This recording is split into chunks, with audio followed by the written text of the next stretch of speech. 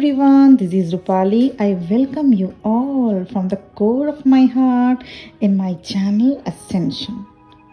Twin से मिलने के बाद क्यों किसी और से प्यार हो नहीं पाता? What to do if you are married with someone else? It's a connection like no other. एक बार अपने ट्विन फ्लेम से मिलने के बाद आपकी सोल बस उन्हीं को चाहेगी, क्योंकि अपने ट्विन से ज़्यादा प्यार आप किसी से कर ही नहीं सकते. It's a painful journey with passion and love that can't explained. Number synchronicities होना, थर्ड आई पर वाइब्रेशन होना, हार्ट में पेन होना, इन सब के थ्रू ट्विन फ्लेम्स एक दूसरे की एनर्जी को पिक कर लेते हैं. आफ्टर सेपरेशन आप महसूस किए होंगे कि आपका जैसे कोई बॉडी पार्ट काट कर ले गया. जब तक आप ट्विन से ना मिले हो 3D प्लेन पर तब तक तो ठीक, पर जैसे आप दोनों का एनकाउंटर होता है एक दूसरे को भुला पाना मुश्किल होता है. पर सेपरेशन के बाद जब सोल शॉक से थोड़ा हील होकर अगर चाहे भी तो दूसरे किसी पर्सन को डेट नहीं कर पाते या किसी और को लाइफ पार्टनर नहीं बनाना चाहते. ट्विन फ्लेम कनेक्शन सेपरेशन के बाद भी कॉन्शियसली एंड एनर्जेटिकली सेपरेट नहीं हो सकता. कुछ ट्विन फैमिली प्रेशर में अगर मूव ऑन करके दूसरा लाइफ पार्टनर बना भी ले, पर ट्विन फ्लेम वाला इंटेंस बॉन्ड अपने पार्टनर या स्पाउस के साथ नहीं बना पाते. आज हम इस पर डिस्कस करेंगे and really it's an interesting topic. Many people want to know कि जब कोई ट्विन दूसरे किसी पर्सन को डेट करता या करती है या मैरिज कर लेते हैं तो उनको फिजिकली एंड इमोशनली क्या एक्सपीरियंस होता है. सो द फर्स्ट साइन या एक्सपीरियंस, अगर कोई ट्विन कॉन्शियसली अपने ट्विन से मिलने के बाद दूसरे किसी पर्सन के साथ डेट या मैरिज करता या करती है, then after some times they will feel this nagging pull back to one another. They will definitely feel this nagging pull back to one another. This is the most important sign. अगर कोई अपने twin से मिलने के बाद दूसरे किसी भी पर्सन से जैसे ही डेट या मैरिज के बाद फिर से अपने ट्विन को ही लेकर थॉट्स उनके माइंड में चलने लगते हैं. रीज़न इसका यह है कि ट्विन फ्लेम कनेक्शन इतना इंटेंस होता है वो चाह कर भी अपने माइंड को डाइवर्ट होने से नहीं रोक पाते. एक ट्विन का दूसरे ट्विन के चक्रास के साथ कनेक्टेड होना, यही वजह उन्हें कभी भी एक दूसरे को भूलने नहीं देती. वे एक दूसरे को फील करके होमली फीलिंग को रिकॉल करते रहते हैं. वही होमली फीलिंग जब दोनों अपने काउंटर सोल को पाकर कभी फील किया था. इसी होम सिकनेस को रीफील करने के लिए सोल अपने ट्विन के तरफ एनर्जेटिकली विजिट करती रहती है. चाहे वो जितने ही अच्छे पार्टनर से कनेक्टेड हों या मैरिड लाइफ लीड कर रहे हों, पर ट्विन फ्लेम वाली डेप्थ सोल फीलिंग कहीं भी नहीं मिल पाता.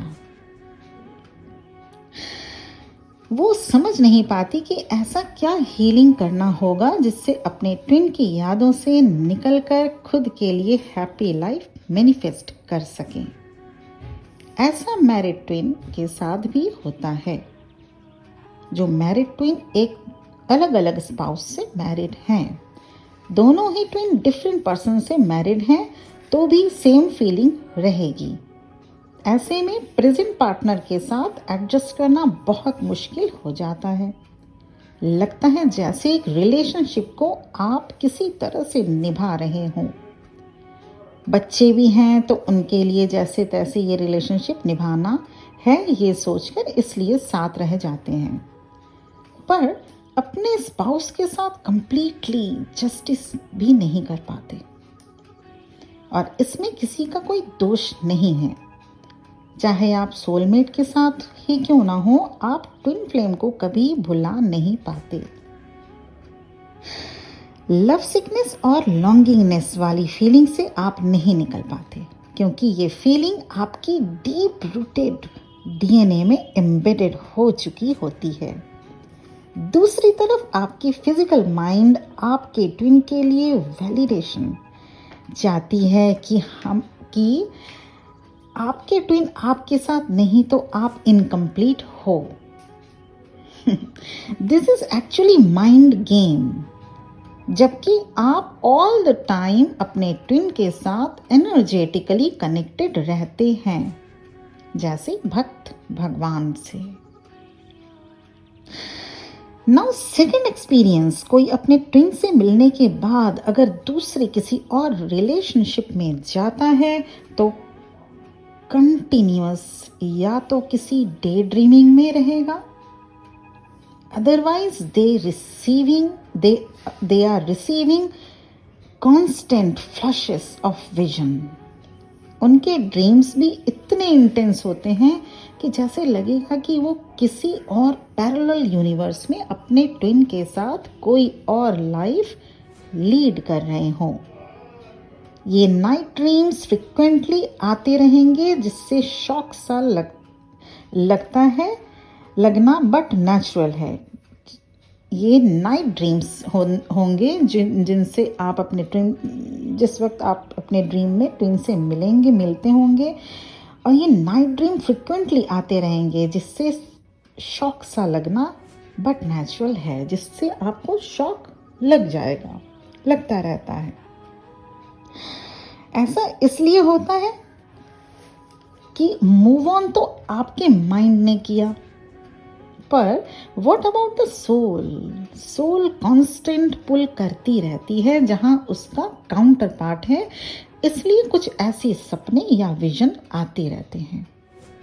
थर्ड एक्सपीरियंस होता है जब कोई अपने ट्विन फ्लेम से मिलने के बाद इस धरती पर सोलमेट या अदर रोमांटिक पार्टनर के साथ डेट या मैरिज कर ले, तो उनको फ्रिक्वेंटली अपने ट्विन की एनर्जी रिसीव होती रहती है।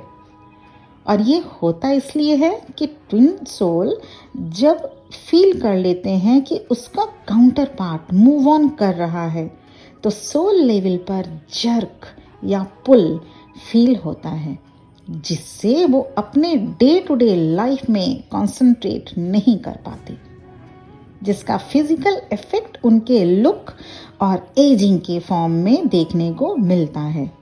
This is a very vital physical symptoms. This is also feeling based factor. जब आप अपने ट्विन के साथ होते हैं, एक ग्लो या इनोसेंसी आपके फेस से, बॉडी से झलकती है, जो कि अदर रिलेशनशिप के साथ नहीं मिल पाता। इसके साथ ही आप अदर रिलेशनशिप में जब होते हैं, अपने ट्विन से मिलने के बाद आप tiredness, unromantic mood and indifference सा फील करने लगते हैं। इसका रीजन है कि you are pushing back your own soul. What is twin flame? Twin flame is your half soul, your own counterpart. So that automatically soul will deny to move from you. So you get extreme tired in these very efforts. आप move on करना चाह रहे, soul नहीं जाने देना चाहता, नहीं move on करना चाहता, तो इस खींचा तानी में एक एक्सट्रीम टायर्डनेस आप फील कर पाते हैं। नाउ द फोर्थ एक्सपीरियंस, बहुत ध्यान से सुनिएगा। फोर्थ एक्सपीरियंस होता है जब कोई ट्विन से मूव ऑन करके दूसरे किसी पार्टनर के साथ रिलेशनशिप में जाते हैं, या अगर वो मैरिड है किसी दूसरे से, उनकी अब पहले वाली कम्युनिकेशन पैटर्न नहीं रहेगी। जैसा पहले वो अपने स्पाउस से कम्युनिकेट करते थे, there will be a communication issues in between them. अब कम्युनिकेशन इश्यूज वो जिसने शादी किया दूसरे किसी के साथ या मैरिड लाइफ में ऑलरेडी थे, after meeting his or her twin, वो कम्युनिकेशन इश्यूज, उन कम्युनिकेशन जो पहले जैसा होता था, बातचीत जैसी होती थी, वो अब नहीं रहता है। द रीज़न इज ट्विन के साथ ज़्यादातर बातें सोल लेवल पर ही होती हैं। वैसे भी डिवाइन मैस्कुलिन ज़्यादा बोलते नहीं हैं, उनकी आंखें बोलती हैं पर वो नहीं बोल पाते। Twin flames can also communicate through eyes, through non verbal means energetic level पर।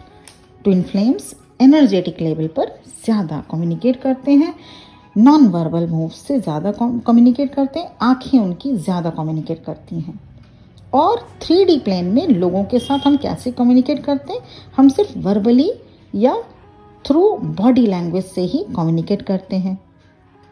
Okay, so you can communicate with your twin through telepathically, effortlessly. Separation के बाद भी अगर आप मूव ऑन हो भी गए किसी और के साथ, अगर आप मैरिड हैं या किसी और को डेट भी कर रहे हैं, even then you can communicate with your twin through telepathically, effortlessly. अब होता क्या है? होता ये है 3D प्लेन के सोलमेट या स्पाउस के साथ कम्युनिकेट करने में यू फील बोरडम। अब जैसे आप अपने हस्बैंड से, या अगर आप वाइफ से अपने, या अगर आप अपने GF जिससे भी हो कम्युनिकेट किया करते थे, ट्विन के मिलने से पहले जितना फ्रीली कम्युनिकेट किया करते थे, वो कम्युनिकेशन अब नहीं रहेगा। अब आप उन लोगों के साथ कम्युनिकेट करने में you feel boredom. I know it sounds strange, but more of you will able to relate you. अब आप सोचेंगे कि क्या बोलें, क्यों बोलें, क्या होगा अभी बात करके, चाहे आप पहले अपने उसी पार्टनर या स्पाउस से घंटों बातें किए हों, पर अब आप उनसे उसी तरह कम्युनिकेट नहीं कर पाते। अच्छा,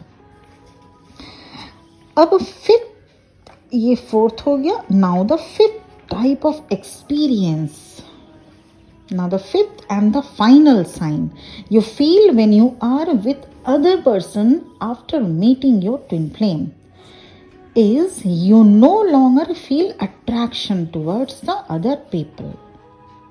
जैसा आप पहले फील करते थे, अब वो केमिस्ट्री नहीं रहेगी। हो सकता हो आपका रिलेशन अदर पर्सन के साथ बहुत हेल्दी और रोमांटिक भी था कभी, but now situation will not be the same. अपने ट्विन से मिलने के बाद इस अर्थ प्लेन पर वो सिचुएशन नहीं रहती है। अगर आप भी इन सभी एक्सपीरियंसेस से गो थ्रू कर रहे हैं, now the question is, if you are feeling trapped into these type of situations, what you should do? अगर आप भी ऐसे ही कुछ सिचुएशन में अपने आप को घिरा हुआ पाते हैं, करना क्या चाहिए, ये सॉल्यूशन लेके आई हूं मैं। But pay very attention before moving towards the remedy. Please आप सभी अटेंशन पे कीजिएगा। Before moving towards the remedy, I request you all, please take it as a personal guidance only. After all, your free will is utmost important. आपको अपने life की decisions खुद ही लेने हैं। ये मेरा एक गाइडेंस है, इसे एक गाइडेंस के तौर पर ही लें। Now the remedy number 1। मान लीजिए आप इस सिचुएशन में हैं, ओके, आपको आफ्टर मैरिड या तो रेमेडी क्या है? सिचुएशंस पहले मैंने बता दिया, अब रेमेडी सुनिए। कैटेगरी नंबर 1, मैं इसको 2 पार्ट्स में रेमेडी को डिवाइड करूंगी। कैटेगरी नंबर 1, वो लोग कैटेगरी नंबर 1 में आएंगे जो अभी सिर्फ डेट तक ही बढ़ पाए हैं। अगर उनको लग रहा है कि वो इस रिलेशनशिप में 100% नहीं दे पा रहे हैं, डेट तक ही बढ़ पाए हैं, मीन्स वो अभी तक मैरिड नहीं हैं, वो अपने दूसरे पर्सन के साथ सिर्फ डेट कर रहे हैं, तो मेरा उनको ये सजेशन है कि वो इस रिलेशनशिप में अगर 100% नहीं दे पा रहे हैं तो उनको without doing any further delay इस रिलेशनशिप से हट जाना चाहिए। हमें कोई हक नहीं बनता किसी के इमोशंस के साथ खेलने का। Okay, now the second category में मैं उन लोगों को रखूंगी, इनमें वो लोग होंगे जो मैरिड हैं विद डिफरेंट पार्टनर्स। अब यहाँ पर आपको ये समझना है कि आखिर आपको आफ्टर मैरिज ही क्यों ट्विन जर्नी मिली। क्यों ये जर्नी आपको तब मिली जब आप किसी के साथ कमिटेड हैं, उनसे हो सकता हो 2 साल, 5 साल, 10 ईयर्स या जो भी हो, आप जुड़े हुए हैं, मैरिड हुई है आप दोनों की, हो सकता है आपके बच्चे भी हैं, तो फिर क्यों अचानक से ये जर्नी दी गई। मैरिड लोगों से मैं ये कहना चाहूंगी कि आपके पार्टनर के साथ मैरिड होना ये भी आपके किसी कर्मा का पे ऑफ हो रहा होता है। आप चाहे सोलमेट टाइप हस्बैंड या वाइफ के साथ हों या वैसे किसी इंसान के साथ मैरिड हों जो ज़रूरत पड़ने पर आपके लिए ज़रूर खड़ा होगा या होगी, वैसे इंसान को अगर आप छोड़ने का सोच रहे होते हैं तो you are adding your karma. इस कैटेगरी के लोगों को समझना होगा कि कुछ कर्मा सेटल होना बाकी था, तभी आप मैरिड हैं उनसे। Twin flame journey is not about to be get married with your twin. It is about to evolve your soul. It is about to meet with God. ऐसे कैटेगरी के लोगों को मैं अपने काउंसलिंग में भी यही एडवाइस करती हूँ कि who has given you right to ditch someone? कोई ना कोई कर्मा आपका आपके वाइफ या हस्बैंड के साथ जुड़ा है, तभी आपको मैरिड होने के बाद ट्विन फ्लेम जर्नी दी गई।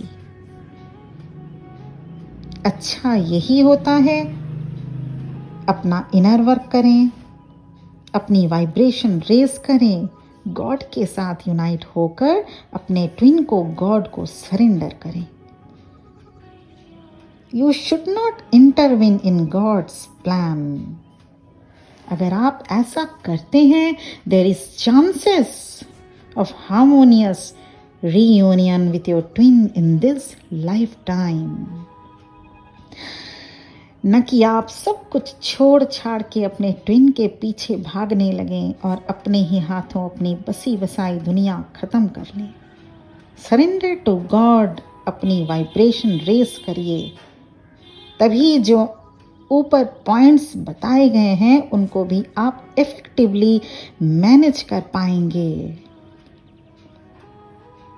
जो पॉइंट्स जितने भी एक्सपीरियंसेस करते होंगे मैरिड ट्विंस, खासतौर से सेकंड कैटेगरी को मैं ज़्यादा हाईलाइट कर रही हूँ, उनसे मेरी गुजारिश है इन सारे पॉइंट्स को नोट डाउन कीजिएगा। सरेंडर टू गॉड, अपनी वाइब्रेशंस रेज करिए, तभी जो ऊपर जितने भी पॉइंट्स बताए गए हैं, जो भी एक्सपीरियंसेस हो रहे हों अभी, उनको भी आप इफ़ेक्टिवली मैनेज कर पाएंगे और अपने हैप्पीली जो प्रेजेंट हैप्पी मैरिड लाइफ में खुशी हो, आप खुशी हो कि अपने भी अपने बच्चे और हस्बैंड और वाइफ के साथ रह पाएंगे। अगर मेरी बातें आपके दिल को थोड़ा सा भी छू पाई हो तो please like, share and subscribe करना मत भूलिएगा। ऑलवेज रिमेंबर, हम आप या कोई भी हो अपने कर्मों से कभी बच नहीं पाएंगे। So please don't create any karma, don't add on any karma. Thank you for listening to me. आज का मेरा वीडियो यहीं पे ख़त्म होता है. God bless you all. ओम नमः शिवाय.